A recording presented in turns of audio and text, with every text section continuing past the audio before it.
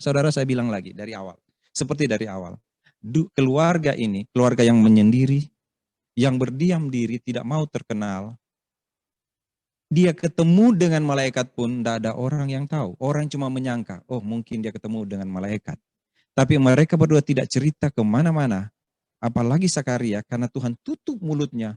Supaya kepertemuannya dengan malaikat hanya dia yang tahu. Tidak perlu orang lain tahu. Ada banyak sekali seharusnya pertemuan dengan Tuhan. Biarlah cuma kita yang tahu. Itulah Sakaria dan Elisabet. Sehingga saya tidak heran ketika anaknya juga berkata kepada orang banyak, biarlah Yesus makin besar dan aku makin kecil. Membuka tali kasutnya pun aku nggak bisa karena dia punya orang tua yang luar biasa. Saudara perhatikan apa yang dia bilang di sini tentang Yohanes. Nanti saya bahas minggu depan lebih banyak. Jadi saudara berdoalah bisa hadir lagi ya. Ayat 15, sebab ia akan besar di hadapan Tuhan. Dia akan besar di hadapan Tuhan, bukan di hadapan manusia saja. Di hadapan Tuhan. Dia tidak akan minum anggur atau minuman keras lainnya. Nggak akan sama dengan dunia. Oke. Dan ia akan penuh dengan Roh Kudus, artinya dia akan memuliakan Tuhan. Mulai dari rahim, ia akan membuat banyak orang Israel berbalik kepada Tuhan. Artinya dia akan melayani Tuhan. Dan ia akan berjalan melalui Tuhan dalam roh dan kuasa Elia. Dia akan punya keberanian yang luar biasa seperti Elia. Membuat hati bapak-bapak berbalik kepada anak-anaknya. Membuat hati bapak-bapak berbalik kepada anak-anaknya. Itulah yang akan dilakukan oleh anaknya. Membuat hati bapak-bapak berbalik. Saudara lihat ada keluarga yang hebat.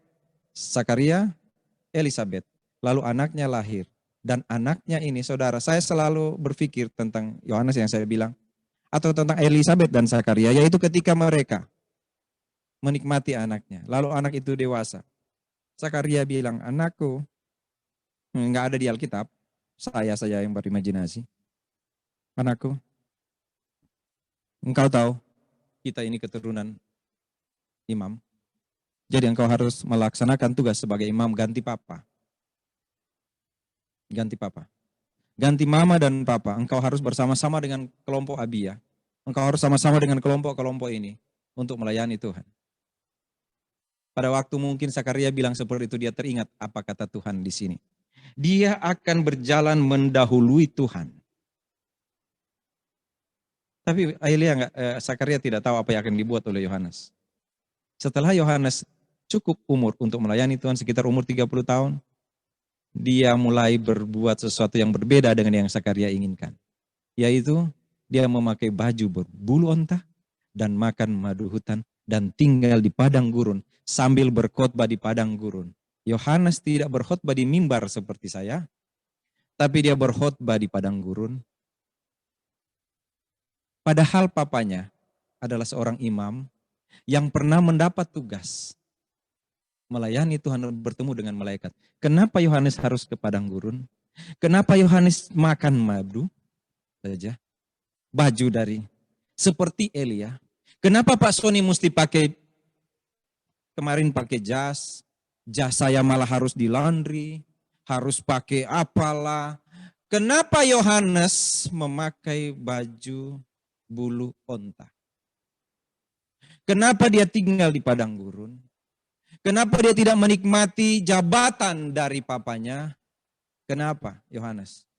Karena dia tahu dia mesti berjalan mendahului Tuhannya. Bukankah dunia mengajarkan begini sekarang? Dunia, saya nggak mau bilang ini dunia ini. Terserah mau Alkitab orang khotbah pendeta bilang, tapi saya mau bilang dunia.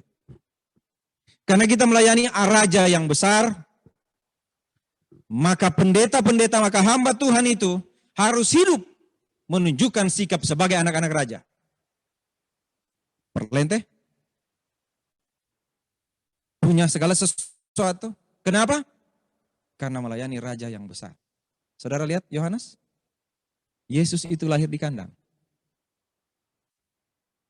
Tidak ada punya tempat untuk meletakkan kepala. Mati di kayu salib. Yohanes mati mendahului Yesusnya, Tuhannya, dipancung. Yohanes mati dipancung. Dia hidup di padang. Dan saudara tahu apa yang terjadi dalam kehidupan Yohanes? Tuhan yang datang padanya.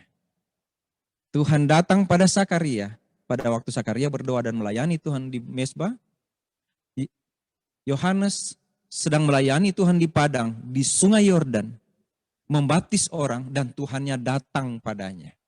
Tuhan datang pada seorang yang waktu dia akan ada dalam kandungan mamanya, papanya menjadi bisu, mamanya malu, lalu setelah itu dia hidup sebagai anak imam, harus hidup benar di hadapan Tuhan tanpa cacat.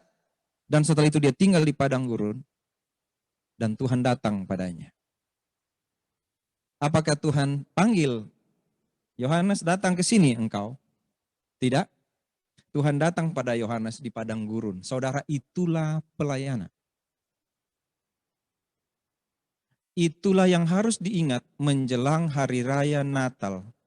Bagi orang-orang yang selalu bicara tentang Natal, memberi sukacita. Natal ada salju, ada bunga, ada apa lagi itu? Santa Claus, ada hadiah, ada lampu kelap-kelip, ada macam-macam, ada macam-macam, ada macam-macam. Ada seorang hamba teman saya bilang pada saya, Sony tahu nggak kalau di Manado, ini orang Manado ya. Kalau di Manado itu, kalau Natal makan brenebon. Brenebon, kacang merah. Habis Natal, bayar bon. Nah itu dia. Ada ini, ada itu, ada ini, ada itu. Nah kan gitu. Ada kue. Ada babi gulung, babi putar, bukan babi gulung, kukis gulung. Ada itu, ada itu. Lalu pendeta berkhotbah diundang, saya tahun ini puji Tuhan gak diundang. Karena COVID. Biasanya diundang, Pak, nanti Bapak bikin KKR di sini. Oke, ini uang tiket Bapak akan tinggal di hotel ini. Waduh, saya bilang ke Ibu Yosi, ini udah jadi pendeta besar ini. Tapi kalau baca Yohanes, saudara, di padang gurun dia. Dan Tuhan datang padanya. Bilang, baptis saya. Saya sudah bahas tentang baptisan. Baptis saya. Yohanes bilang, enggak. Harus engkau yang baptis saya. Itu yang benar. Jadi tolong ingat yang mengerti baptisan, air. Yohanes sebagai pembaptis, Yohanes aja bilang, yang benar adalah engkau yang membaptis aku. Bukan aku membaptis engkau. Tapi Tuhan bilang, lakukan. Karena itu menggenapi kehendak Bapa. Yohanes bilang, membuka tali kasutnya pun aku gak bisa. Tapi dia melayani bersama dengan keluarganya. Sama dengan orang tuanya, tetap melayani Tuhan. Ada saat dia goyang sedikit, saudara. Ketika dia di penjara, lalu dia kirim utusan muridnya kepada Tuhan dan tanya, apakah engkau yang akan datang itu, ataukah kami harus menunggu yang lain? Hampir saja dia menjadi sama seperti papanya. Tetapi tidak. Karena ada roh Tuhan di dalam dia. Setelah itu, saudara, Yohanes dipancung. Selesai hidup Yohanes. Tidak lagi bicara tentang Sakaria dan Elisabet. Dan jarang juga orang bicara tentang Yohanes. Kenapa? Karena mereka selalu terpinggirkan. Bayangkan saja seorang ibu dan bapak yang anaknya bilang, yang dia bilang, anakmu itu nomor 2. Kan aneh, saya sudah berkhotbah bertahun-tahun tentang itu. Setiap orang tua selalu mau anaknya nomor 1. Itu kalau dengar cerita. Oh kalau anak saya begini begitu, anak saya begini begitu, anak saya begini begitu. Oh, saya juga begitu dengan Ibu Yosi, Ariel dan Andia tuh begini begitu. Belum sampai di surga, saya udah cerita sampai di surga itu mereka. Hebat sekali, tapi Sakaria bilang gini, tapi kamu nomor 2. Ya, kerendahan hati bagaimana ini? Kamu nomor 2. Apa yang kita belajar dari Sakaria? Elisabet, jangan berhenti berharap, tetap melayani Tuhan, jangan coba-coba melangkah keluar dari pelayanan, dan Tuhan saja yang benar. Apakah undian atau doa? Doa. Apakah Herodes? Bukan. Siapa? Karena Yohanes akan menjadi pembuka jalan bagi raja segala raja. Satu waktu Israel akan berbahagia. Begitu kata Alkitab. Mereka menunggu Yesus sebagai raja. Tapi ketika Yesus datang, mereka tolak. Kenapa orang Kristen menjadi hebat kalau seperti itu? Tidak apa. Tapi saudara yang kasih dalam Tuhan Yesus, jika belajar dari keluarga ini, jika belajar dari firman Tuhan ini, kalau Yohanes saja pembuka jalan harus hidup seperti itu, bagaimanakah dengan orang-orang percaya pada saat ini?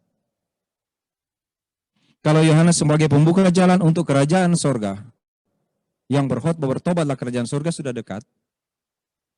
Lalu dia hidup seperti itu. Bagaimanakah dengan orang-orang percaya pada zaman tubuh Kristus ini? Lebih hebatkah? Harus lebih hebat. Tapi bukan di mata dunia, melainkan di mata Tuhan. Sekarang mau bilang lagi. Orang percaya pada zaman ini harusnya lebih hebat dari Yohanes. Bukan di mata dunia, tetapi di mata Tuhan. Harus lebih hebat berdoa seperti Sakaria dan Elisabet. Harus lebih hebat saling mengasihi seperti Elisabet dan Sakaria. Sekalipun mereka tertekan, harus lebih hebat dari Sakaria dan Elisabet. Apapun yang terjadi, anak ini adalah untuk Tuhan. Semoga kita punya anak-anak